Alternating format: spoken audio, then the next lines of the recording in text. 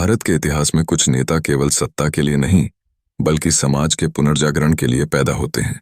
ऐसे ही नेता थे श्री कांशीराम, जिन्होंने न केवल बहुजन समाज को संगठित किया बल्कि उसे सोचने, बोलने और सत्ता तक पहुंचने की राह दिखाई।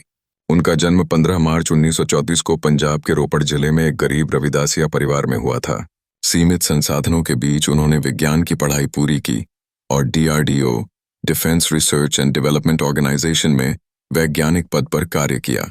लेकिन वहां उन्होंने जातीय भेदभाव का ऐसा घिनौना चेहरा देखा जिसने उनके जीवन की दिशा ही बदल दी। एक दलित सहकर्मी की मृत्यु पर संस्था द्वारा उपेक्षा किए जाने की घटना ने उन्हें भीतर तक झकझोर दिया। यहीं से उन्होंने तय कर लिया कि अब उनका जीवन किसी सरकारी नौकरी के लिए नहीं बल्कि सामाजिक क्रांति के लिए समर्पित होगा। कांशीराम जी ने डॉक्टर भीमराव अंबेडकर की पुस्तक जाति का उन्मूलन, एनाइलेशन ऑफ कास्ट पढ़ी और उसी दिन से उन्हें जीवन का उद्देश्य मिल गया, जातिवादी व्यवस्था को तोड़ना और बहुजन समाज को संगठित कर सत्ता में भागीदारी दिलाना। उन्होंने 1971 में BAMCEF, backward and minority communities employees federation की स्थापना की, जो शिक्षित बहुजन समाज को एकजुट करने का पहला प्रयास था।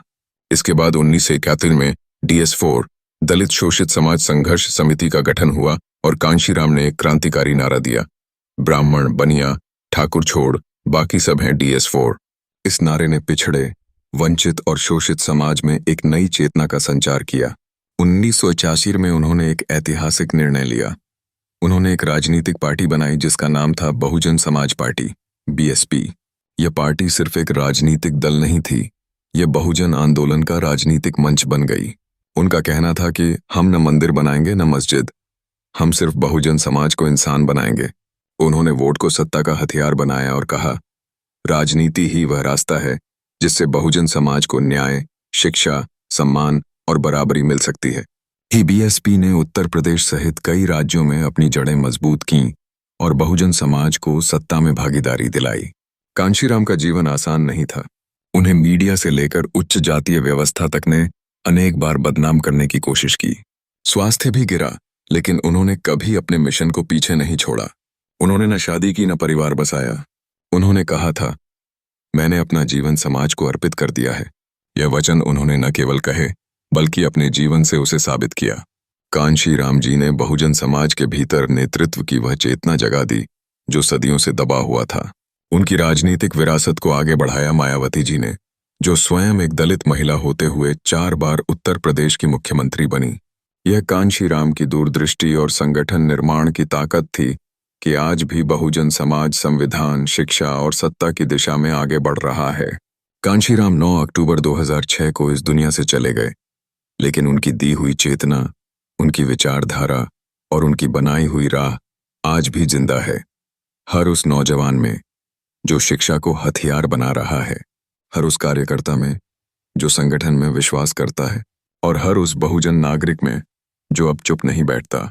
आज जब हम कांशीराम जी को याद करते हैं तो यह केवल श्रद्धांजलि नहीं है, यह एक संकल्प है। हमें यह प्रण लेना होगा कि हर बहुजन बच्चा पढ़े, हर बेटी उच्च शिक्षा प्राप्त करे और हर नौजवान संविधान को अपने हाथ में लेकर नेतृत्व के लिए खड़ा हो। यही असली आंदोलन है और यही बाबा साहब और कांशीराम जी का सपना था। अगर आप चाहते हैं कि यह सोच हर गांव, हर घर, हर बच्चे तक पहुंचे तो इस वीडियो को लाइक करें, कमेंट में जय भीम, जय कांशीराम जरूर लिखें और हमारे चैनल को सब्सक्राइब करें, क्योंकि आपका एक सब्सक्रिप्शन बहुजन समाज की आवाज को और मजबूत करता है। याद रखिए, शिक्षित बनिए, संगठित रहिए और संघर्ष करते रहिए। यही असली क्रांति है। जय भीम, जय भारत, जय संविधान।